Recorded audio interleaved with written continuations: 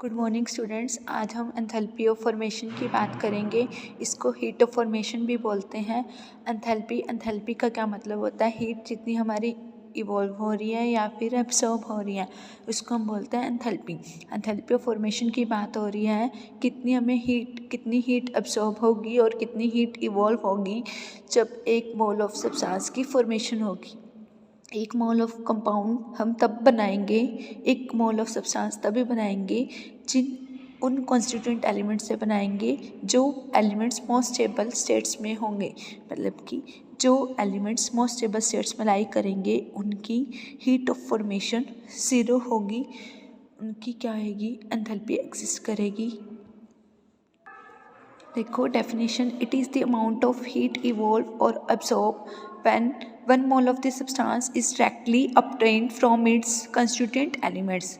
हमें हीट कितनी इवॉल्व हो रही है और अब्सॉर्ब हो रही है एक मोल सब्सटेंस की फॉर्मेशन के लिए। एक मोल की सब्सटेंस फॉर्मेशन कुछ एक कंस्टिट्यूएंट एलिमेंट से मिलके होएगी। एलिमेंट से मिलके हमारा क्या बनेगा, एक कंपाउंड बनेगा। जो कंपाउंड बनेगा वो 1 मोल ऑफ सब्सटेंस बनेगा। जैसे कार्बन और ऑक्सीजन को हम ऐड करते हैं तो हमारे पास क्या बनेगा, CO2, 1 मोल की फॉर्मेशन होगी।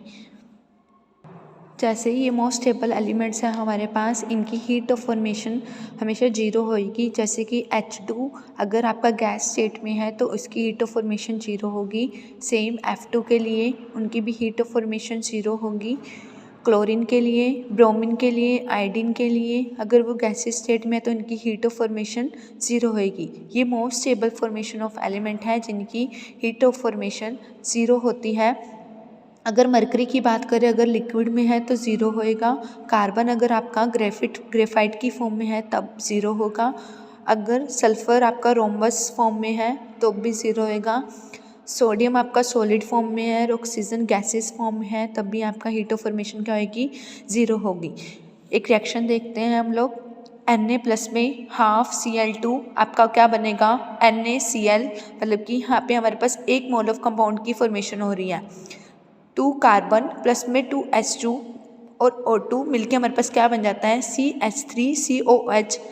1 मोल की फॉर्मेशन हो रही है। यहाँ पे भी एंथैल्पी ऑफ फॉर्मेशन, कितनी हीट इवॉल्व और कितनी हीट एब्सॉर्ब हुई है कंपाउंड बनाने के टाइम पर।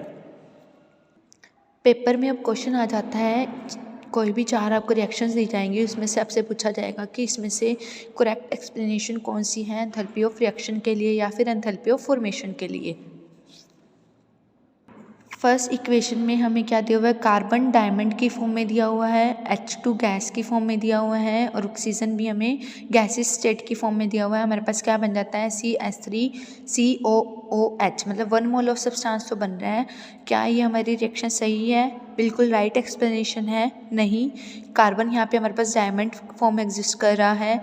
मोस्ट स्टेबल कंपाउंड के लिए हमने देखा था कार्बन ग्रेफाइट फॉर्म में होना चाहिए, तब उसकी हीट ऑफ फॉर्मेशन ज़ीरो होती है। ये रिएक्शन हमारी क्या हो जाएगी, ये रिएक्शन हमारी हो जाएगी रॉन्ग। नेक्स्ट हम देखते हैं, कार्बन आपका ग्रेफाइट फॉर्म में है प्लस हाइड्रोजन की प्रेजेंस में हम रिएक्शन करवाते हैं, हमारे पास क्या बनेगा, मीथेन। तो ये रिएक्शन सही है हमारी। हाइड्रोजन यहाँ पे एटम की फॉर्म में एग्जिस्ट कर रहा है, बट हमारे पास हाइड्रोजन डाई एटम्स की फॉर्म में एग्जिस्ट करना चाहिए और गैसेस स्टेट में होना चाहिए।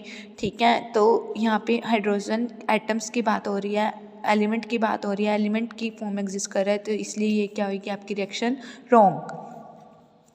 नेक्स्ट रिएक्शन है, कार्बन आपका डायमंड की फॉर्म में है, हाइड्रोजन और एक CH4 की फॉर्मेशन होती है, हाइड्रोजन गैस। कार्बन यहाँ पे डायमंड की फॉर्म एग्जिस्ट कर रहा है, तो ये हमारी इक्वेशन एग्जिस्ट ही नहीं करेगी क्योंकि ये मोस्ट स्टेबल एलिमेंट नहीं है। मोस्ट स्टेबल एलिमेंट होना ज़रूरी है हीट ऑफ फॉर्मेशन के लिए या फिर एंथैल्पी ऑफ रिएक्शन के लिए। नेक्स्ट रिएक्शन है हमारी, कार्बन ग्रेफाइट फॉर्म में दिया हुआ है आपको, Gr मतलब ग्रेफाइट, D मतलब डायमंड। कार्बन आपको ग्रेफाइट फॉर्म में दिया हुआ है, H2 आपको गैसेस फॉर्म में दिया हुआ है,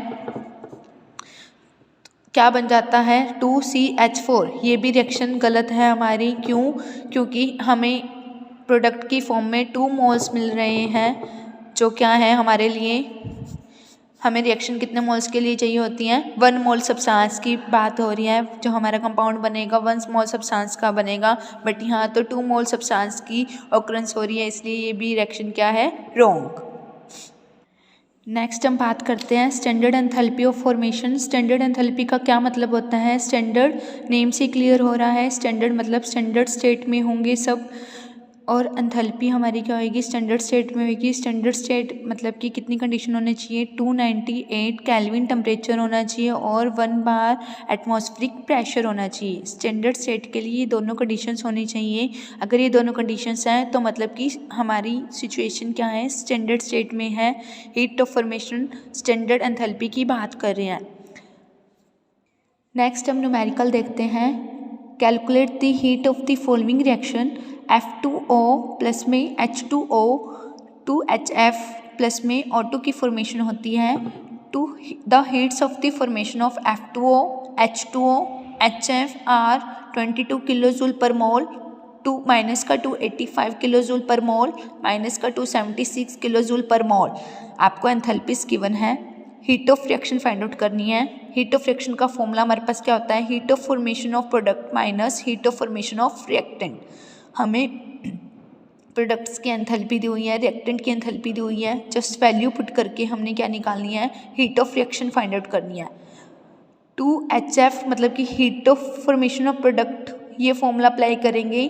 एंथैल्पी को हम डेल से डोनेट करते हैं, del F H of F मतलब कि प्रोडक्ट क्या है हमारे पास? HF प्लस में del of F heat of product of formation of O2 minus reactant. Reactant की हम माइनस कर देंगे, 2 मल्टीप्लाई में माइनस का 276 हमें किसकी दी हुई है?